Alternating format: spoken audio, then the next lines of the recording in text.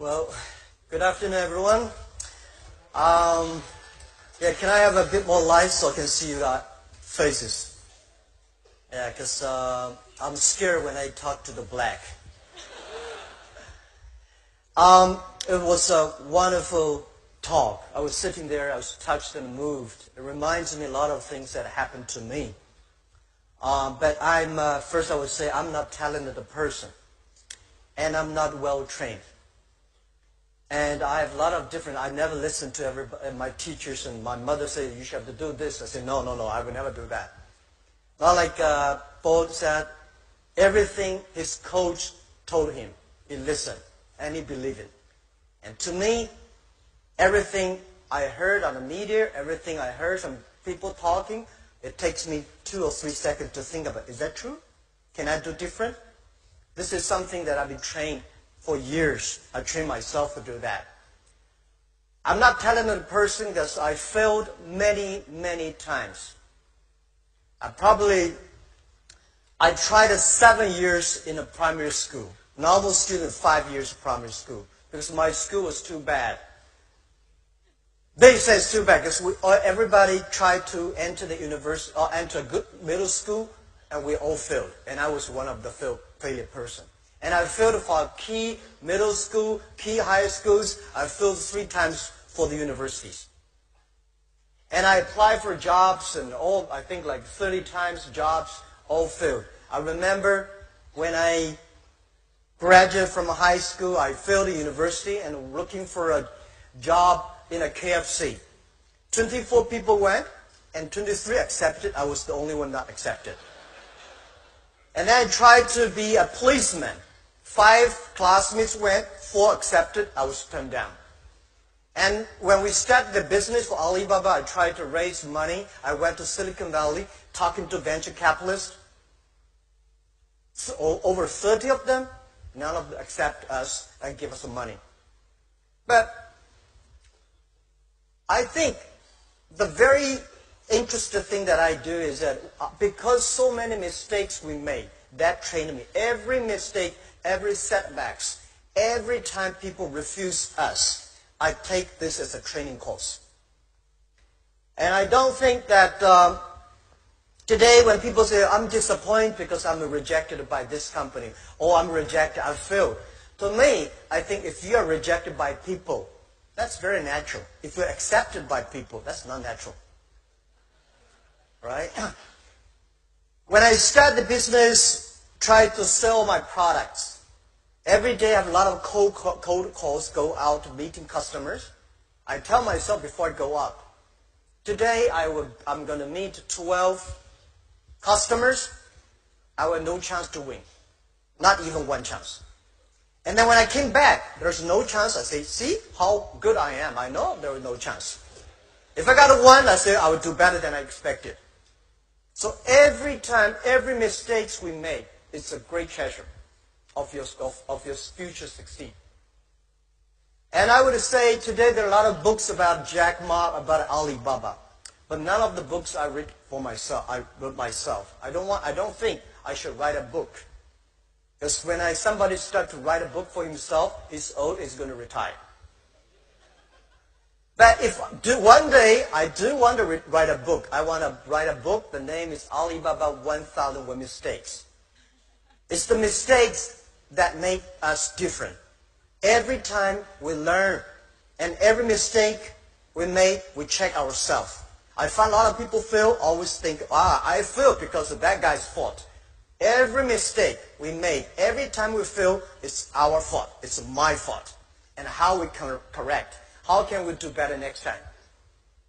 I start to share a lot of my experience and ideas with many entrepreneurs in China. I want to tell them the thing they should learn is the failure stories of the others. My training course is the failure experience. You know, I was not trained to be I was trained to be a high school teacher. I never got a 1-day training in a business school. Luckily, I was not trained to be an MBA student. I sent a lot of young people went to MBA schools past the years. They were very smart before they go. When they came back, they're all stupid. Because they think this is a professor thing, this is economist thing, this is, we should do that. Because they were so active in thinking, but when they came back, they're like a frozen.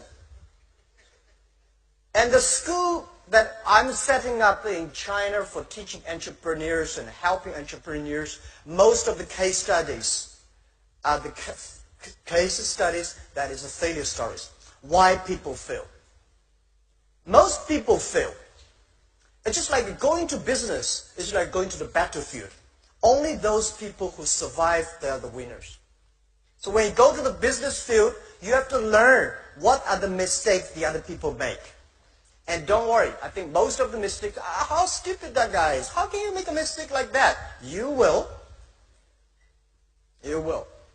So I try to teach myself. I read many case studies that why people fail. And constantly conscious, this guy is so smart. If he fail in this way, why I have a chance to win? So the more you learn about that, that will make you more positive. And the other thing I want to share with you guys is that always just use your own mind to think. The difference between you, your education, your background, your experience are so different. So you should not always follow the others, but follow your own rules. When I compete with those people who are very experienced and old, I say, wait, give me 30 years. When he's getting old, I have my chance. When I compete with people who are rich, can do anything, I say, yes, let's compete 15 years later. I prepare now. So always you have a chance to win. If you really, I'm lucky enough to meet a lot of people in this world. They're very successful people. Bill Gates, Warren Buffett, and even Steve Jobs, and a lot of people. I found those people who successful, they have some wonderful characters, like Usain Bolt. They are optimistic. They never complain. If you're not optimistic, you have no chance to win, right? And if you complain, well, when I complained a lot when I was young. I say, wow, when I want to do some software, Bill Gates did it. When I do this, and that guy did. Right? When you want to have some fried chicken, KFC did better than we did. And we always try to be as successful as Bill Gates. It's impossible. There's only one Bill Gates. And a lot of people say, well, Bill Gates did not finish Harvard, so I should leave Harvard. There's only one Bill Gates. So I think those people, they are always very optimistic. They always see the brighter future.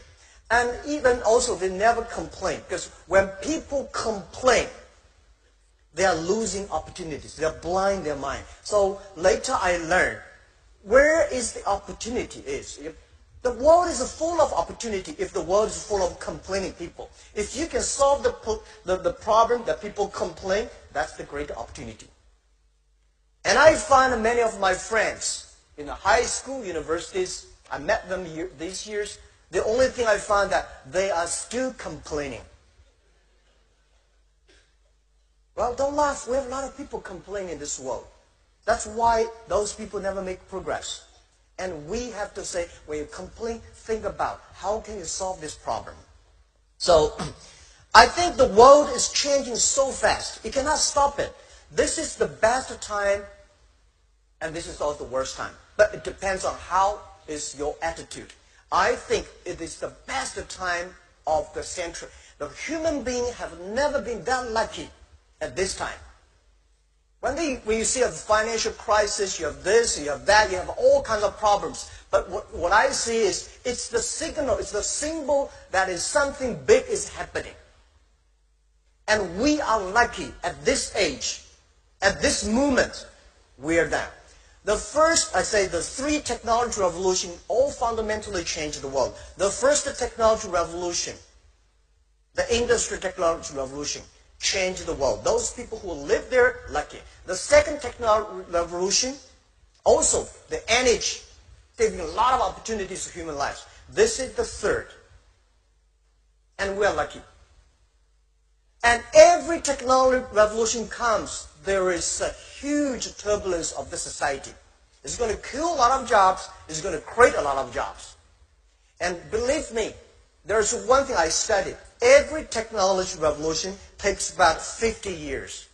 The first 20 years is about technology.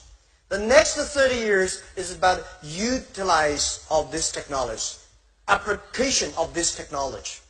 So the first one, that, second one, that, this one, third. The internet has just passed the 20 years. The next 30 years are so critical to any country, to anybody.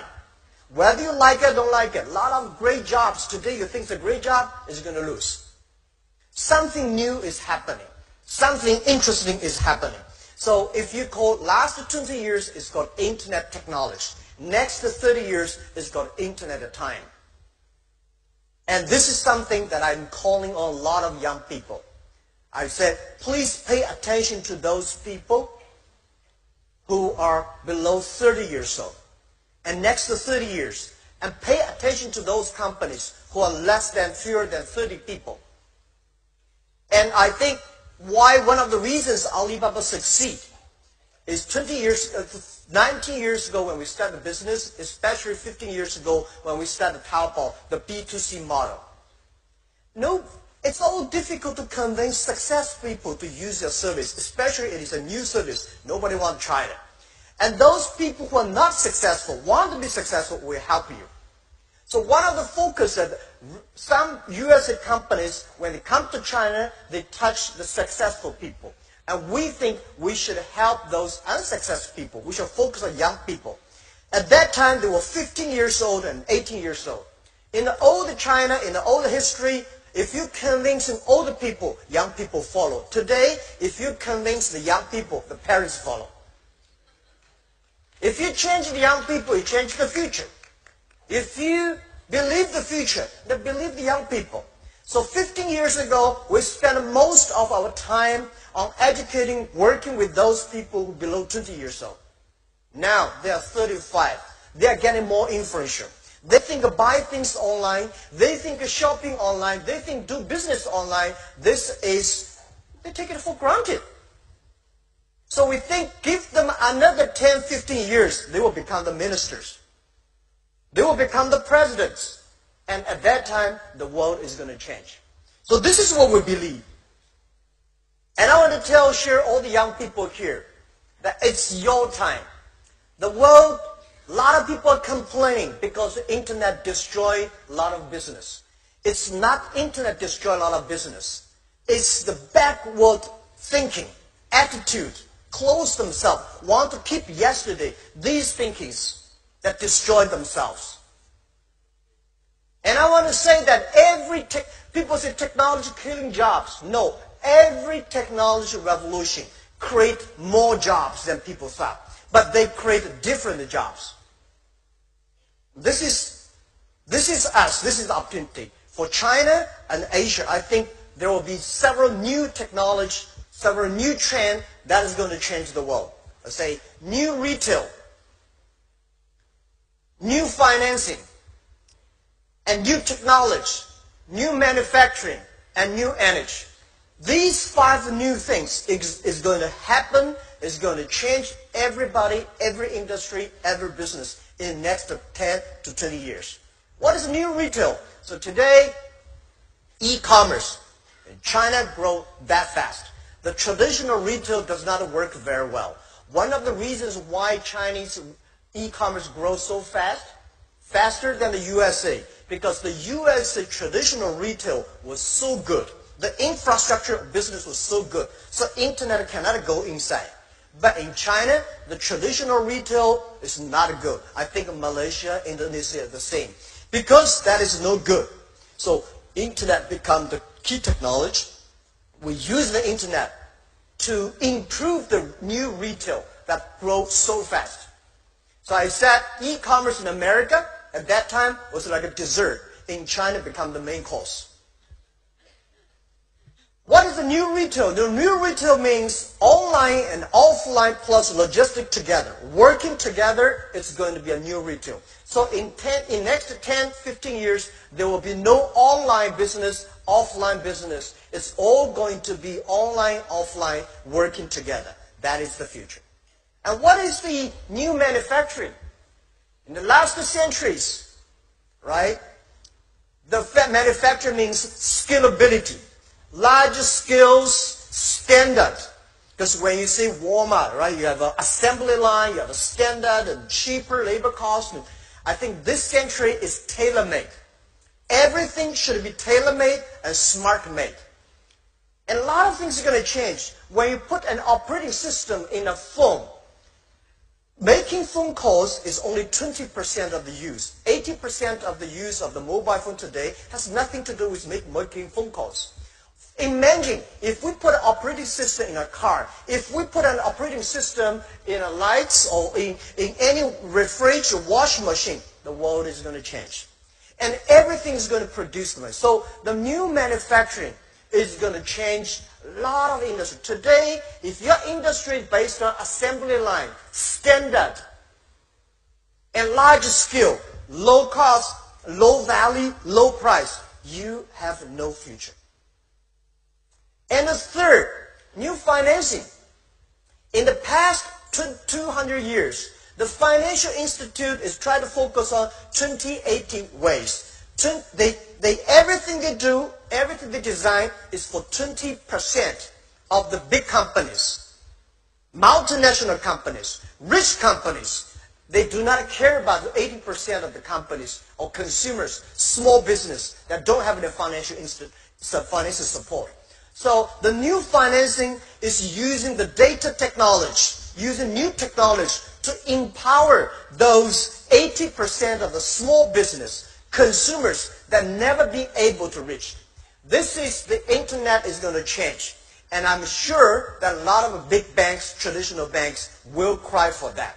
Today, they are not made for those 80% of the markets, 80% of consumers. And this wave is going to be coming much faster than you think. The mobile technology, mobile payment. Today in India, right, only within 2 years, our partner there has already used a mobile phone to pay 200 million people using mobile phone to pay and get the money. So if you're using traditional ways, it's almost impossible within 2 years. So the new financial institution is going to change. The new financial system is going to change the world. The next is about new technology. Well, in Asia, we lost the IT. Today we're in the DT. I say from IT technology, IT time to DT time. It's not Donald Trump time. But data time. It's totally different concept. IT is to make yourself strong, to enable yourself. DT is to enable the others. DT is so powerful. So the IT time, the Asia lost our chance. We don't have IBM, we don't have a Microsoft, we don't have a Cisco, we don't have Intel chips. But on the DT time, we have a chance to win. And I think Asia and small business, especially those countries with low IT technology, it's a chance for us. A mobile phone today is much more powerful than a powerful PC computer 20 years ago.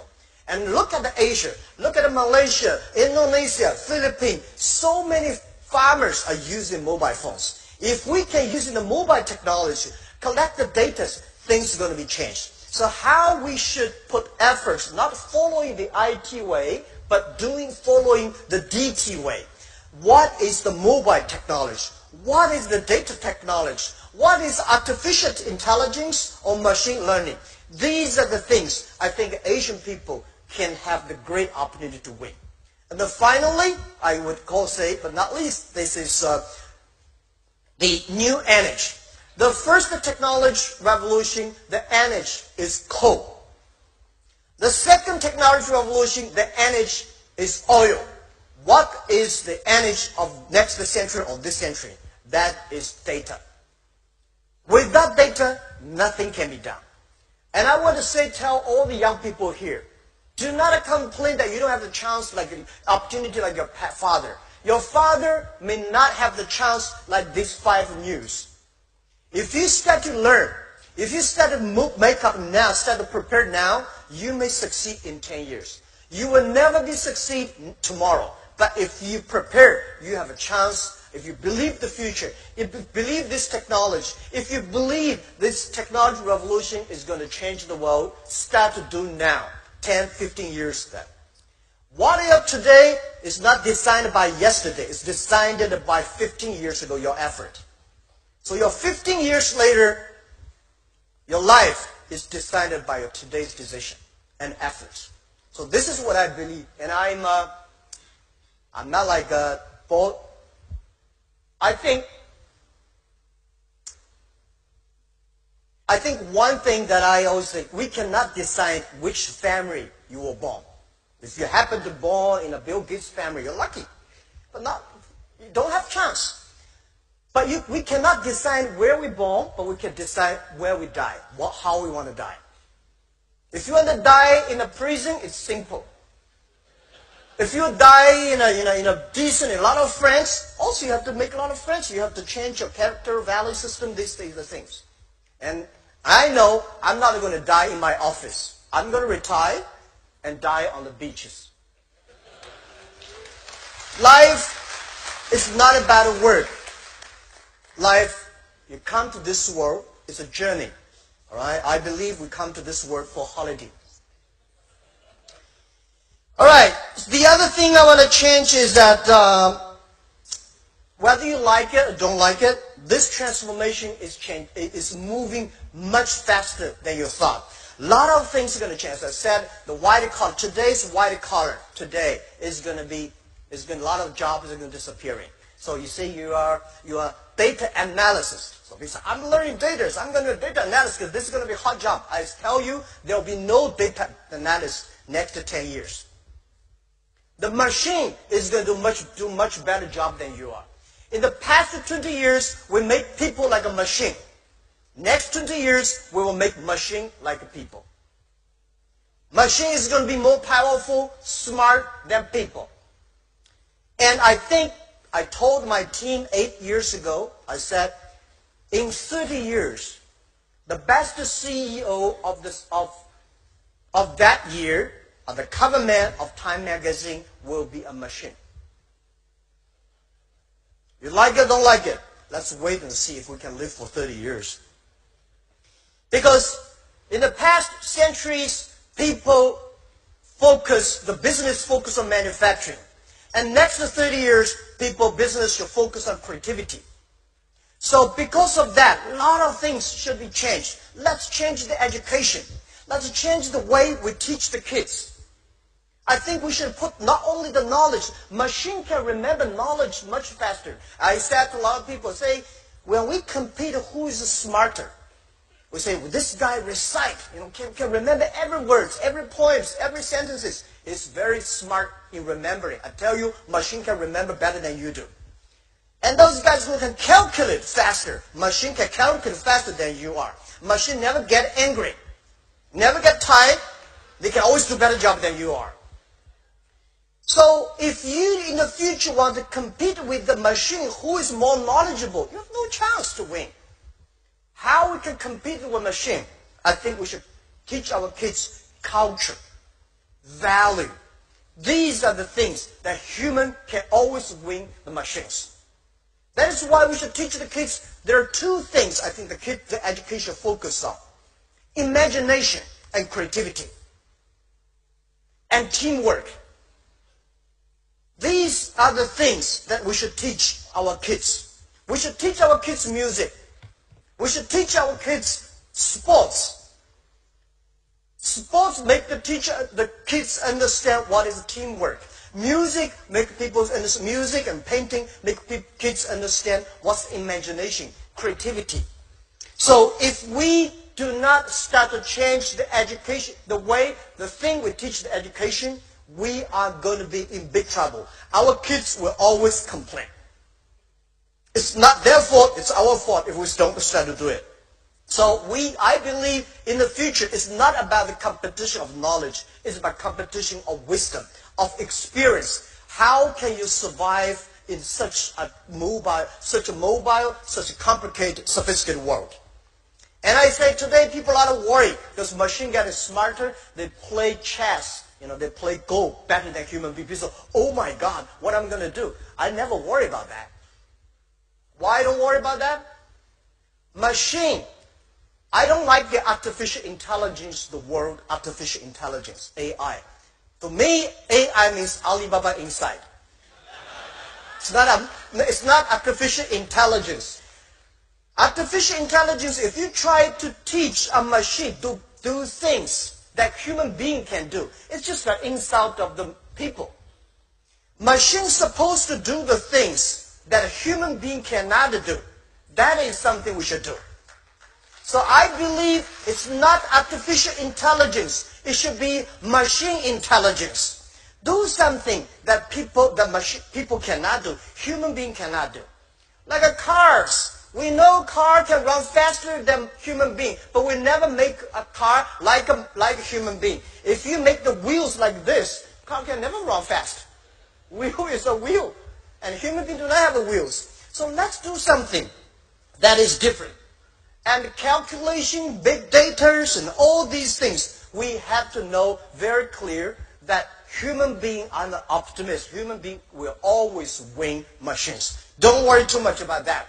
I never worry about the things most of the scientists are worried about. I never worry about the things prime ministers worry about. I only worry about things I worry about. Because in Alibaba, I have already enough things to worry about every day.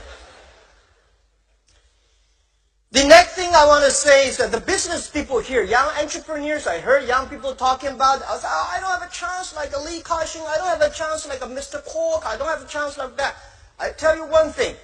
They may not have a chance like you at that time called entrepreneur. What is entrepreneur? Entrepreneur, to my understanding, is social scientist plus artist. You have to be a social scientist. You understand a human being. You understand the behavior. Then there's need, change yourself. And you should be very artistic. How do you make the team? The reason why Jack Ma succeed is not because I'm that smart, because I'm a great people. I know how to work with them. And the great people and I will know how to understand the society. What's the need? So if you want to be a company to be more successful, you have to sure what big problem you solve for society. The big problem you solve for society, the big opportunity is, and the more successful you will be. If you solve the problem for your own village, it's a village company. If you solve the problem from a province, you're a provincial company. If you solve the problem for the nation, you're a nation company. This is the responsibility, depends on how you can work on that. And what is entrepreneur is going to transform? Entrepreneur is going to transfer to netrepreneur, net entrepreneurs. I believe at least 90% of the business in next 20, 30 years will be online. If you do not know how to do business online, normally do a small bit in a business. If you're a small, tiny business, you can only do the local village. But if you, the size of a business depends the reach of your region. So today, when you use the internet, you can reach the other part of the world, cross the nations, cross the provinces. You understand. It's about respect the other culture. Create value for the other people. So I think next 30 years, it's not the world of internet companies. It's the world of those companies who can using internet better. And this is the opportunity for us. You don't have to know technology, but you have to know how to use the technology, leverage the technology. I'm not trained to be an engineer. Up to now, I still cannot understand why computer can operate. Because I don't know. I mean, it's okay you don't know. You respect the people who know about it. Right? Let those people who know about it. And then for the first 5 years, I was the product tester of the company. Because we work for small business.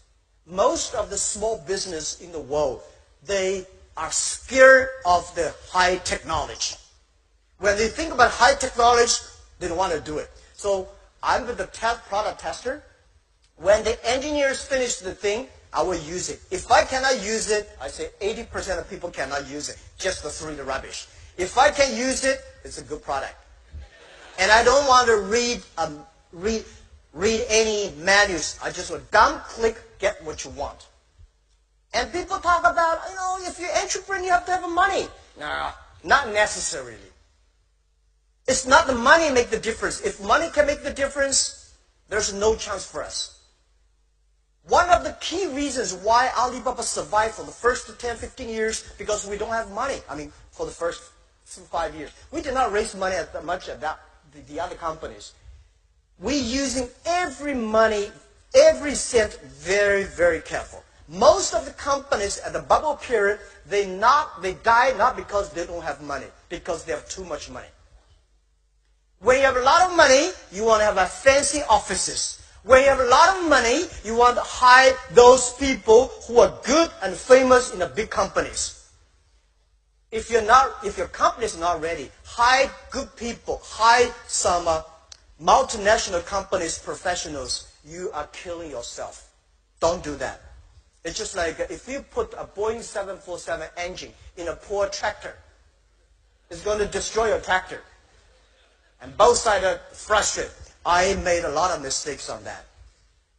So when you don't have money, you will not make stupid mistakes like that. And the best people is not outside your company. The best people are always in your own company. They believe in you. They believe the ideas. And spend time on that. A lot of people love to spend money on the equipment and machines, but not spending money on their people. And spending money on the people, training them, giving them opportunities, and share with them the mistakes, listen to their mistakes, working together. That will make you really good. And I would say, people say, wow, how can Alibaba have that many talents? I tell you what, 15 years ago, when we started business for the first 3 years, we cannot hire people.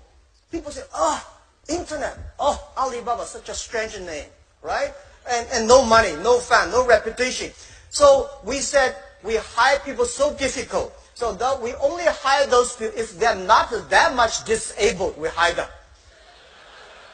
They join the company, and years later, when we got something and people get more powerful, they start to head hunting us. They take our good talents. And those people who were good, they were all headhunted. Those people were not good. They have nobody to headhunt them, and they see the company become very successful. To my understanding, those today, the best training, people, he's the expert of internet. Even today, before the data time comes, we already got a lot of data experts. I don't know, where are the data experts? Right? So, I think nobody is expert of the future. The expert of the future is you yourself spending time and learning from all those sufferings. So, this is what I believe. And in the future, I believe that, IQ, EQ, right? If you want to be successful, you should have EQ. But if you want not lose, you should have IQ. Remember, that's the difference, right? You want to be successful, you have to be EQ. Because those people, EQ good, easy to get the deal done, understand people, working with the people. But a lot of people make mistakes because of their lack of IQ. But no matter how smart you are, the other people are always smarter than you are. So if you want to have the best IQ, hire good people. It's the people, and work with them. It's the people that improving your IQ. And the third, if you want to be respected. A lot of people make money, but never got respect. We have a lot of these people. That is the LQ, the Q of love. So these cues are very, very important for anybody if you want to be successful. IQ, EQ, and Q of love. All right. The other thing is that the world is changing. I think in the future, next to 30 years, it's not about it's not a competition of muscles. It's not even competition of knowledge. It's a competition of the user experience. It's competition about care the others. It's a competition that how you can enable your employees, how can you enable your others, the customers, and the women are going to be more and more important. One of the secret sauce of our company is women. We got 47% of the employees in our company are women. 33% of the senior management are women. I never thought it was something strange. One day there is an American journalist come to our company and say, Jack, why are there so many women in your company? I said, is that? I never realized that. Because we never think of man and women. Internet is about how you can perform behind the internet. And the very interesting thing is that if you have a lot of engineers and don't have those creative, care for others, people like women, women care the other people much more than men. Right? Men care for their own power, promotion, pay. They say, but women, they care for the kids, the parents, the husband, and in my work. And they know how to change themselves to making sure the other people are good. If you have that quality, you have a chance to win. So I think women leaders in the 21st century is going to be like that. Not only leaders in the politician, but leaders in the business field, culture, everywhere. And I strongly believe that. If you want to make your company can be sustainable, please hire more women.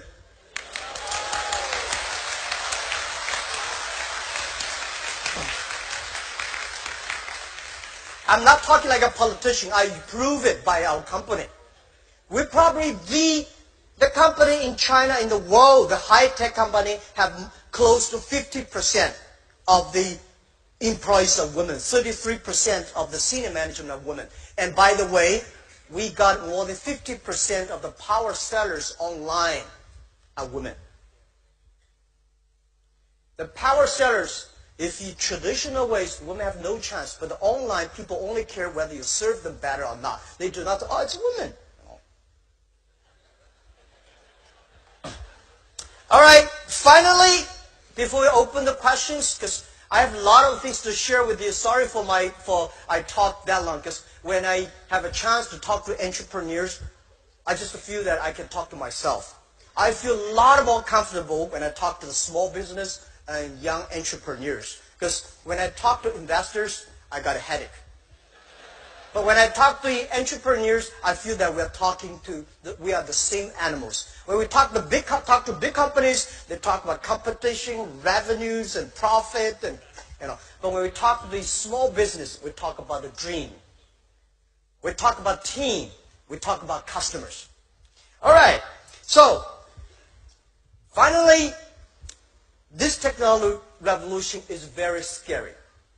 It depends on how we use it. How we're working together to solve big social problems. The first technology revolution changed the world, but the result was the First World War. The second technology revolution also influenced the world. The result is Second World War. Now we are entering the third technology revolution. The first technology revolution made the people physical, arm, leg, and stronger, machine. Second technology revolution, people start long distance, train, planes, and they want to get more greedy. They go to the space, go to the moon. But this technology revolution, this time, is the inside world. People should know themselves. Today, we go to the moon, we try to be on the Mars, but we never see the inside of the human beings. So I think this revolution is the liberation of the brains. If we do not deal with it carefully, we'll be in big trouble for the world.